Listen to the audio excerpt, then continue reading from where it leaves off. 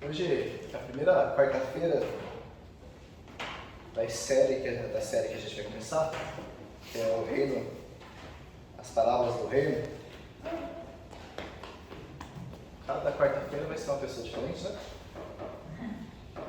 E já que hoje é a primeira semana, a primeira quarta-feira, o primeiro dia, eu fiz uma breve introdução sobre o que é parábola, para a gente não cair no risco de ficar muito repetitivo.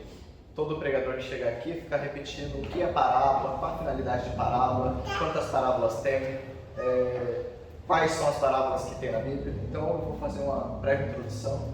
Se os irmãos quiserem, depois eu envio no grupo PDF para vocês, tá bom? Então eu vou fazer um breve contexto, antes de entrar no contexto, um pré-contexto. Depois a gente entra no contexto, depois a gente entra no texto e depois vamos fazer algumas aplicações. Tudo bem? Sei que está meio tarde já, eu vou tentar ser bem breve, tá bom? Todos abrem a sua Bíblia aí, no capítulo 21 de Mateus, verso de número 28 ao 32. Mas antes, deixa a sua Bíblia aberta aí, acha o versículo, o capítulo, deixa a sua Bíblia aberta aí e a gente já entra no texto, tá bom? Primeira questão aqui é o que é parábola? A gente vai bem saber que parábola é uma narração alegórica usada historicamente, adotada por Jesus para ensinar um ponto específico de uma lição moral ou do reino de Deus. É como se Jesus criasse uma história ilustrativa com a comparação de algo real para mostrar uma realidade, seja do reino de Deus, seja das nossas vidas, seja da sociedade, seja de coisas desse tipo. Então, é uma história contada por Jesus, ilustrada, para especificar um ponto de realidade das nossas vidas. Qual a finalidade da parábola? Eu deixei até bem destacado aqui, já para me ver. A finalidade da parábola, duas finalidades. Primeiro, uma história alegórica com finalidade de ilustrar um ponto específico. Por que eu estou falando um ponto específico? Eu vou contar uma parábola para vocês, uma parábola moderna. Eu não sei se aqui todos conhecem, mas eu vou contar, vai ser bem breve. Certo passarinho, ele não quis fazer a migração com o seu bando de passarinhos, então ele foi sozinho.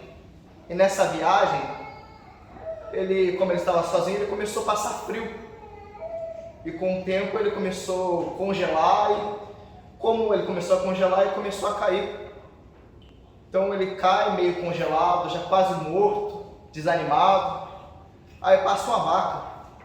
Ali passando a vaca, essa vaca defeca em cima do passarinho. Aí com o tempo, o estrume da vaca começa a aquecer o passarinho. O passarinho começa a ficar reanimado, começa a ficar alegre e começa a cantar. E quando o passarinho começa a cantar, um gato escuta o passarinho cantando, procura onde o passarinho está, vê o passarinho no estrume, começa a limpar o passarinho e depois come o passarinho. Fim da parábola. Se eu perguntar para vocês aqui qual é a interpretação da parábola, eu tenho certeza que cada um vai dar uma ilustração diferente. E por que isso acontece? Porque a parábola é rica em detalhes. Porque a ilustração é uma grandiosa ilustração. Eu posso procurar aqui pontos específicos e chegar à conclusão que eu quiser. Mas qual é o ponto específico dessa parábola? Nem todo mundo que te suja quer o seu bem. Aliás, quer o seu mal. Nem todo mundo que te limpa quer o seu bem. Simples assim. Eu vou ilustrar isso com a outra parábola. Parábola das 10 virgens. Eu conheci uma pessoa, todo mundo conhece a parábola das 10 virgens aqui, né? A parábola é o seguinte, são 10 damas de honras, 5 prudentes, 5 não prudentes. Vai dizer que as prudentes levam azeite consigo, as que não são prudentes não levam azeite consigo para a reserva. Veio o noivo para buscá-la para o casamento, Elas não têm azeite, as suas lâmpadas apagam e elas não podem ir no casamento. As 5 loucas. Eu conheço uma pessoa que ela foi ilustrar a história dessa maneira. São 5 virgens, são 5 puras, são 5 crentes. 5 crentes bons, 5 crentes maus. 5 crentes prudentes, 5 crentes que estão nem aí com a vida. Aí o que é o azeite? Deixa eu procurar aqui. O azeite no Antigo Testamento simboliza o Espírito Santo. Então é o Espírito Santo. O Espírito Santo é o selo da promessa, é o nosso penhor, a garantia da salvação. As que têm o azeite, reserva, tem o Espírito Santo. Então elas foram para o céu com Cristo. As que não têm o Espírito Santo, então não pode ir para o céu. Faz todo sentido na cabeça. Mas é isso que Jesus estava ensinando naquela parábola? Não. A parábola das 10 virgens serve para um único ponto específico: vigilância e prontidão. Simples. E eu confesso para vocês que quem interpretou essa parábola assim foi eu. Uns 8 anos atrás. Ainda bem que Deus tem misericórdia. Então, é a segunda finalidade. Só voltando um pouquinho, para não se perder aqui. Então tem um ponto específico. Especificamente um ponto. Toda parábola, Jesus tem um ensinamento específico para dar. Um exemplo disso, a parábola do bom samaritano. Jesus narra toda aquela parábola extensa para dizer uma verdade: quem é o meu próximo? Quem eu tenho que usar de misericórdia? Simples. Segunda finalidade, em linguagem humana, para que todos escutassem os ensinamentos do reino, quem estivesse simplesmente ouvindo. Quem tem ouvidos, ouça. Nas parábolas humanas aqui, falando a nossa linguagem, é para quem só entendesse as parábolas de Cristo, quem estivesse com os ouvidos atentos. Já viu a gente falando que só escuta quem está ouvindo? Mais ou menos isso. Quem tem ouvidos, ouça o que o Espírito Santo diz às igrejas. Mas a linguagem mais divina vai estar aí em Mateus 13, verso de número 13 também. Vai estar escrito assim: por isso falo com eles por meio de parábolas, porque vendo, não veem, e ouvindo, não ouvem, nem entendem. Assim neles se cumpre a profecia de Isaías: ouvindo vocês, ouvirão e de modo nenhum entenderão. Vendo vocês, verão e de modo nenhum perceberão. Porque o coração deste povo está endurecido.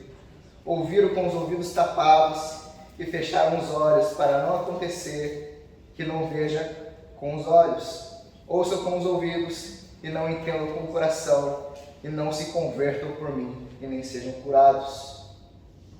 Essa é a segunda finalidade, na linguagem mais divina, para que de fato eles não entendessem e assim se cumprisse a profecia de Isaías.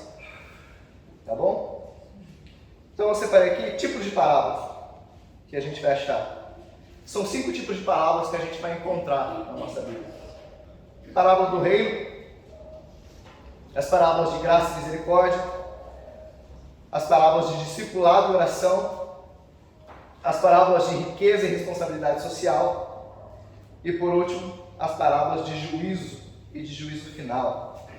Eu não vou ilustrar uma parábola por parábola aqui, porque ia tomar tempo demais. Então, já abra sua Bíblia aí, lá no capítulo de 21, que é o texto que a gente vai entrar, verso de número 28 até o 32.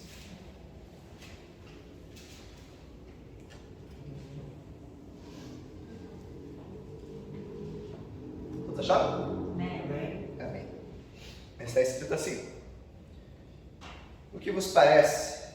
Um homem tinha 2 filhos, e dirigindo-se o primeiro, disse: filho, vai trabalhar hoje na vinha? Ele respondeu: não quero. Mas depois, reconsiderando, foi. Dirigindo-se então ao segundo, falou com ele da mesma forma. Este lhe respondeu: sim, Senhor, mas não foi. Qual dos dois fez a vontade do Pai? Eles disseram: o primeiro. Jesus lhes disse: em verdade vos digo que os publicanos e as prostitutas estão entrando antes de vós no reino de Deus. Pois João chegou a vós apontando o caminho da justiça e não creste nele. Mas os publicanos e as prostitutas creram. Vós, porém, vendo isso, nem assim reconsiderais para crer nele. Amém? Amém. Então a história e o contexto vai começar lá na entrada triunfal de Jesus, na última semana do ministério de Jesus. Na entrada triunfal de Jesus, a gente sabe ali uma história que Jesus pede que os seus discípulos peguem um jumentinho para que Jesus pudesse entrar em Jerusalém e fazer a sua entrada triunfal, para que se cumprisse a profecia de Zacarias, no capítulo 9, verso de número 9. Se vocês quiserem acompanhar aí a leitura, Zacarias, capítulo 9, verso 9. Está escrito assim: alegre-se muito, ó filha de Sião, exulte, ó filha de Jerusalém, eis que o seu rei vem até você, justo e salvador, humilde, montado em jumento, um jumentinho, cria de jumenta. O povo da cidade então recebe Jesus com alegria, com ramos nas mãos, jogando capas, reconhecendo que Jesus era o rei, exclamando: hosana nas alturas, que quer dizer salva-nos agora. Isso então vai se cumprir outra profecia, está lá em Salmos 118, verso de 25, está escrito assim, ó: salva-nos, Senhor, nós te pedimos, ó Senhor, conceda-nos prosperidade, bendito que vem em nome do Senhor, da casa do Senhor, nós os abençoando.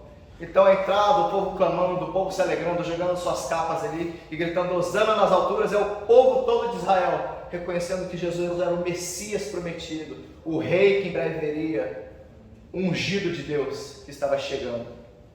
Amém, Jesus. Então logo em seguida, o contexto vai seguir, vai dizer o texto então que Jesus ele expulsa os cambistas que estavam lá na área externa do templo, que vendiam animais para o sacrifício, e ali tinha uma grande extorsão no povo. Por isso Jesus, vai dizer a Bíblia, que ele vira a mesa, expulsa todos os cambistas dali, cumprindo também outra profecia que está lá em Isaías 56, versos de número 7. Aí está escrito assim, ó.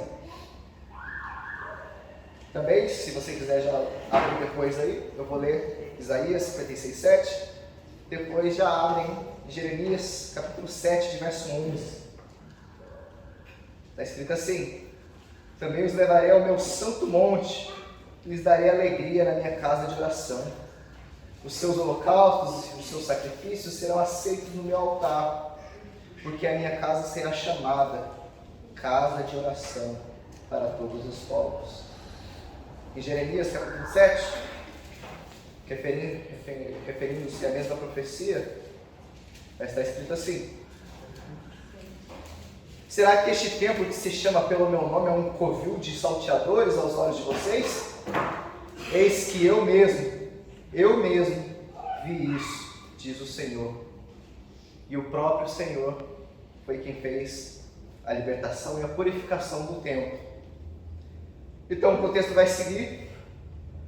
Depois desses acontecimentos, a entrada de Jesus triunfal, a purificação do templo, vai dizer que Jesus ele está ensinando, e que depois desses acontecimentos chegam os principais, os sinédrios até Jesus, ou seja, os principais, os sacerdotes, os anciões do povo e os escribas, e eles questionam Jesus. Eles fazem uma pergunta, eles fazem a seguinte pergunta: mestre, com que autoridade você está fazendo essas coisas? Que coisas são essas?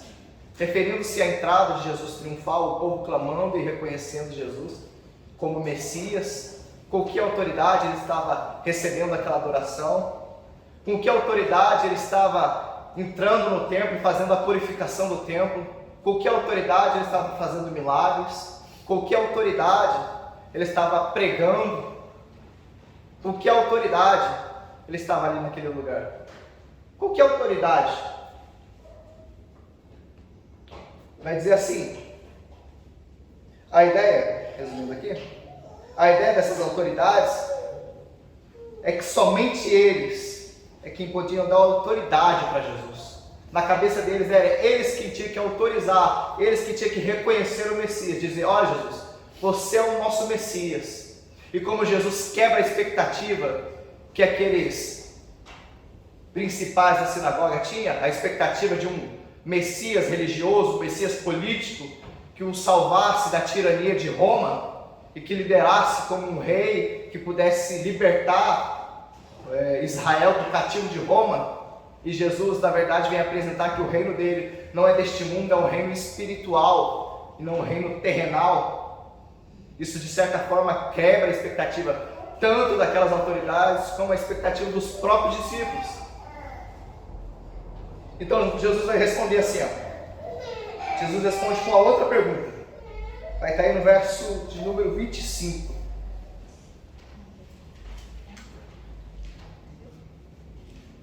De onde era o batismo de João? Do céu ou dos homens? E por que essa pergunta?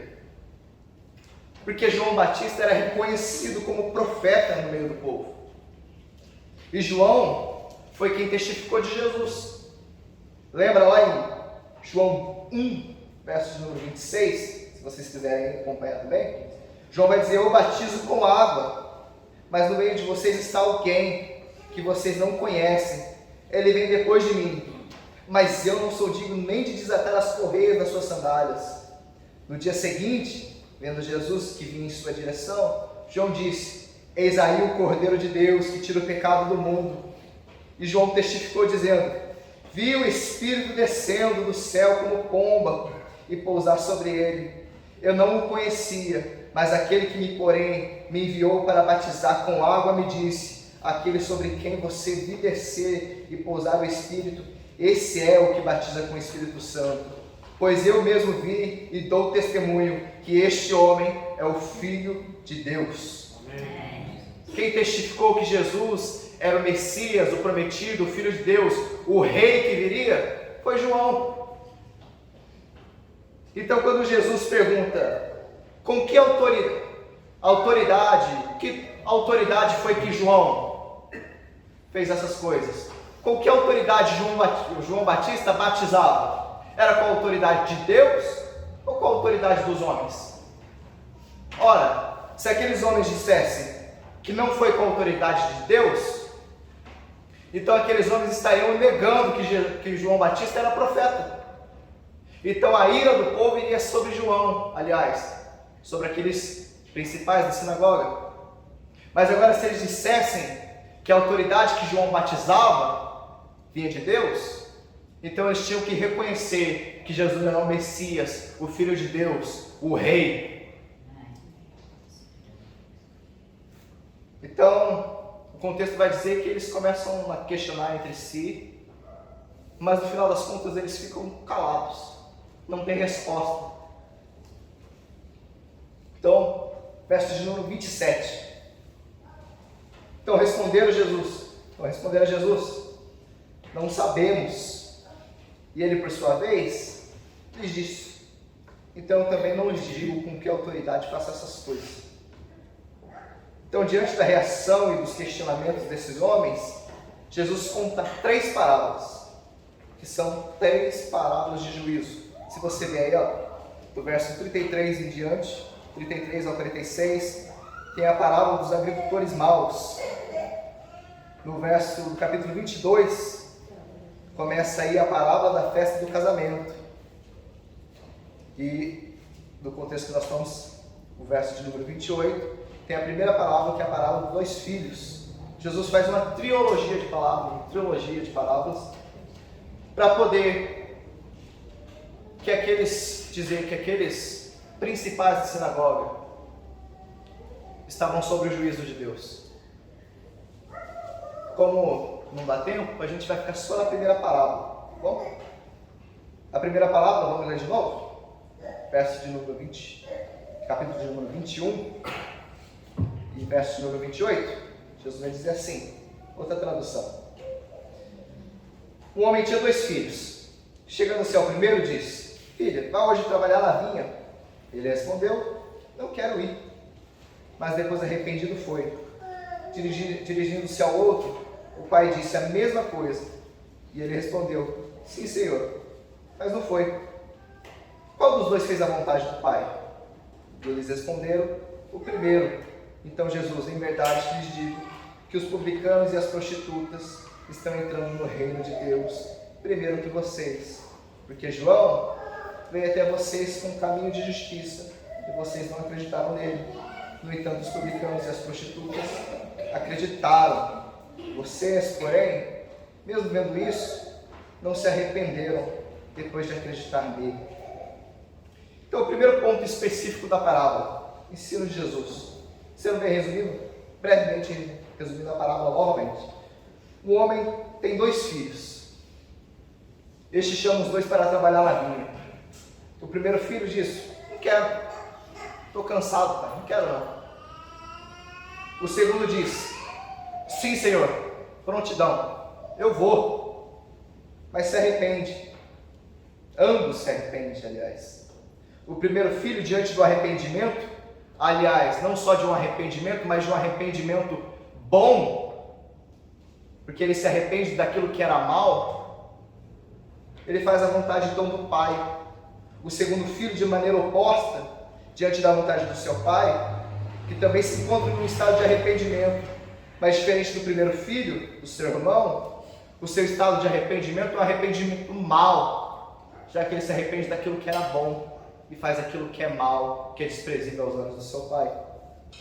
O segundo filho é a imagem daquelas autoridades que não creram no batismo de João, que não creram que Jesus era o Messias, que Jesus era o Filho de Deus. Já o primeiro filho é a imagem dos publicanos, das prostitutas, que literalmente era a nata da sociedade.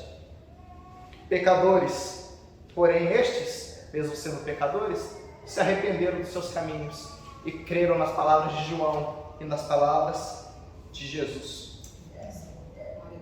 Agora é o que eu entro. O que eu falei aqui, e talvez você esteja se perguntando: o que isso tem a ver comigo? O que isso tem a ver comigo? Primeira questão.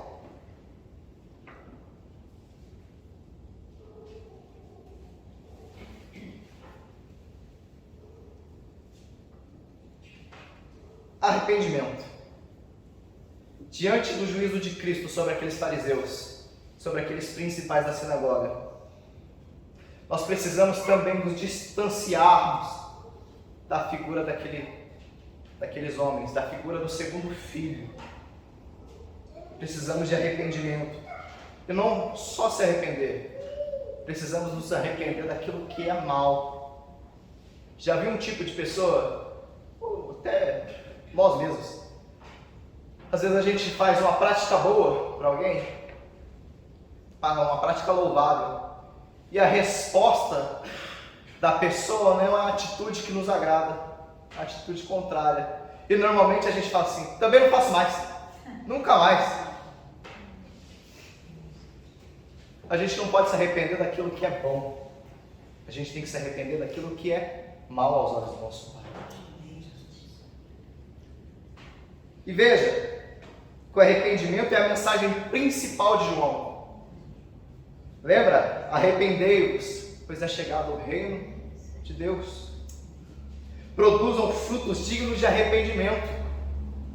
E quando João é morto, porque ele está pregando para Herodes, literalmente, arrependa-se, Herodes.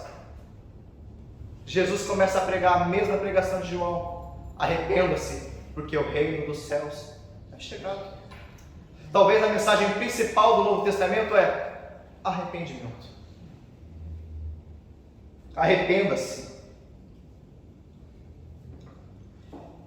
E a vida do homem cristão, a vida da mulher cristã, se inicia primeiramente na compreensão da sua culpa, no entendimento que todos nós somos culpados, que todos nós estamos manchados pelo pecado, que todos nós somos miseráveis e, como consequência disso, precisamos nos arrepender, e não só um dia, mas diariamente. Dito isso, um fato é que não existe cristianismo, não existe cristão sem arrependimento. Então nós precisamos parar, refletir um pouco sobre as nossas atitudes, sobre os nossos passos, como estão sendo as nossas condutas diariamente. Precisamos parar e refletir diariamente sobre as nossas omissões, sobre as nossas práticas. E não só a luz do nosso coração, porque o nosso coração é enganoso. Nós precisamos ir diante da palavra de Deus e ver o que a palavra de Deus está falando a respeito das nossas atitudes, a respeito do nosso caráter. Porque talvez a gente olhe para nós mesmos e olhe assim: eu não sou tão mal assim. Não foi de todo ruim aquilo que eu fiz. Eu fiz isso aqui, mas eu tinha uma intenção meio boa. A nossa tendência é de a gente tentar aliviar o nosso próprio pecado, tentar aliviar a nossa culpa e a nossa consciência. Mas o que a nossa consciência pouco importa, a nossa consciência, o que ela diz, se ela está contrariando o que a palavra de Deus diz. Então nós precisamos nos arrepender e refletir à medida do que a palavra de Deus diz. Justamente para que a gente não venhamos ser de fato, aliás, para que a gente possa ser de fato convertidos e não convencidos de uma falsa conversão. Se a vida cristã se inicia com um verdadeiro arrependimento, também a vida cristã precisa ser confirmada e evidenciada no arrependimento contínuo. E por quê? Porque pecadores verdadeiramente arrependidos ainda pecarão. Eu e você, mesmo tendo arrependimentos verdadeiros, à luz da palavra de Deus, por sermos fracos, podemos novamente tropeçar nos mesmos erros. Eu falei isso aqui uma vez, e talvez, algumas vezes, a gente ora, clama, se arrepende, chora por tal determinado pecado, passa-se um tempo e nós estamos nos pegando nos mesmos pecados. E talvez o que nos faltou não foi sinceridade diante de Deus no arrependimento. Talvez possa até ter faltado sinceridade. Mas talvez o que tenha te faltado foi capacidade.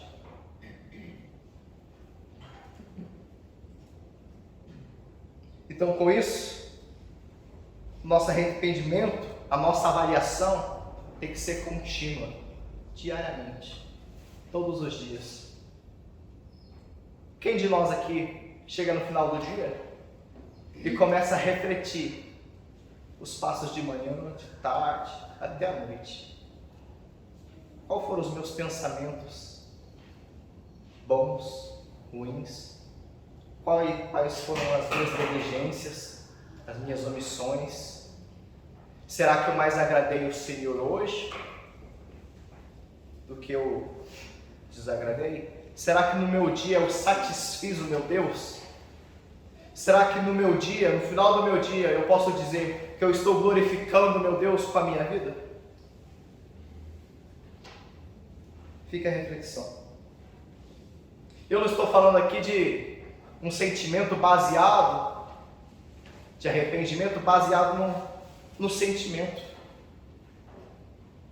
baseado no remorso, mas sim de uma metanoia, mudança de atitude, mudança de mente, se despir daquelas atitudes ruins e começar a praticar boas obras.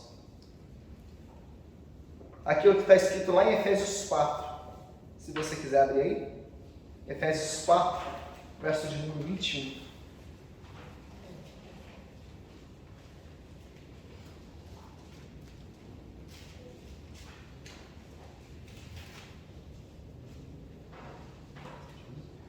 Paulo vai dizer assim: se é que de fato vocês ouviram falar dele e nele foram instruídos segundo a verdade em Jesus.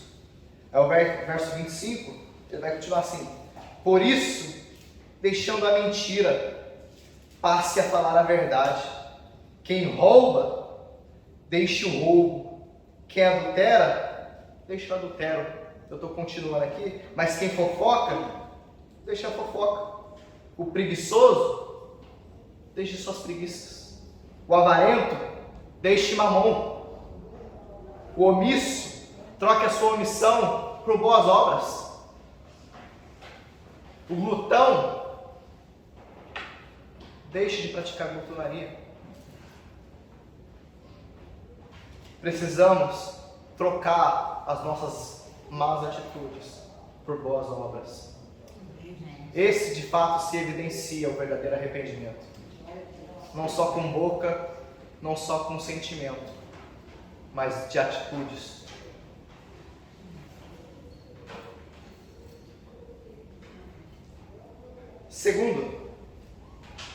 Segunda coisa que esse texto tem a ver conosco: glorificar a Deus em nossa incapacidade.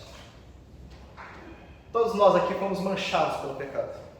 Todos nós. A Bíblia fala que nós somos por natureza filhos da ira, cegos, surdos. Sabe aquela história lá da parábola? A dracma perdida? A história da ovelha perdida, o filho pródigo? Essa é a nossa história. Literalmente, quando Jesus está contando aquela parábola, está falando da nossa história, de um povo perdido. Somos nós. Agostinho vai dizer: tarde eu te conheci, Cristo. De fato, muito tarde conhecemos a Deus. Porque antes de conhecermos o amor e a graça de Deus, o pecado já nos conhecíamos. E nós também conhecemos o pecado. O pecado já estava manchado no nosso coração, já estava impregnado no nosso coração. E mais, somos incapazes de cumprir a lei, incapazes de nos salvar. A boa notícia é que, diferente daqueles fariseus hipócritas que estavam questionando Jesus sobre a sua autoridade, que confiavam mais na lei do que na misericórdia e na graça de Deus, que confiavam mais em si mesmos, na força do seu braço, é que nós já não somos mais cegos, já não somos mais surdos, nem nos achamos santos, não confiamos em nós mesmos. Porém, agora com os olhos abertos, podemos contemplar a glória de Deus, que revela a nossa fraqueza. E diante da nossa fraqueza, podemos entender que há um Deus maior, melhor, mais forte e perfeito do que nós. Que só não olha com um olhar de quem quer distância, com um olhar de quem sente náuseas da sujeira que nós temos, mas que mesmo sendo perfeito, olha com um olhar misericordioso, compassivo, que nos ajuda, inclusive, a nos arrepender através da sua graça e misericórdia. Amém? E esse Salvador veio justamente para salvar pessoas como nós, doentes, fracos, cansados.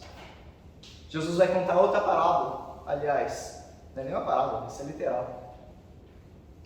Do banquete de Deus, não entrou forte nenhum, só entrou os fracos. Todos os fortes ficaram do lado de fora do banquete. Mas nós que reconhecemos que precisamos de um Salvador, por graça, somos acolhidos. Amém, Jesus.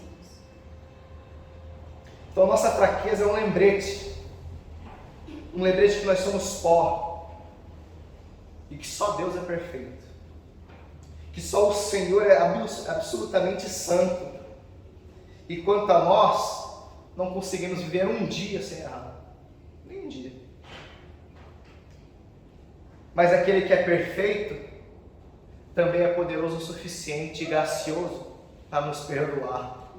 E não só nos perdoar, mas Ele nos leva a ser melhor, porque aquele que começou a boa obra é fiel para terminar. Amém. Amém? Amém. Amém. Vamos orar? Mas antes de orar, eu quero só ler o último versículo. Está lá em Hebreus, capítulo de número 3, verso de número 7. Está escrito assim: por isso, como diz o Espírito Santo, hoje, se ouvirem a sua voz, verso de número 8, não endureçam o coração como foi na rebelião no dia da tentação do deserto, onde os pais de vocês me tentaram, pondo-me à prova, e viram as minhas obras durante 40 anos. Por isso me indignei contra essa geração e disse: o coração deles sempre se afasta de mim, e eles não conheceram os meus caminhos. Assim jurei eu na minha ira: não entrarão no meu descanso. Tenham cuidado, irmãos, para que nenhum de vocês tenha um coração mau e descrente, que se afaste de Deus vivo.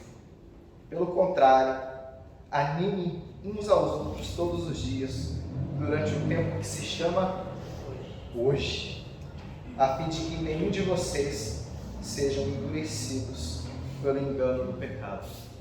Amém? Amém. Amém. Vamos orar?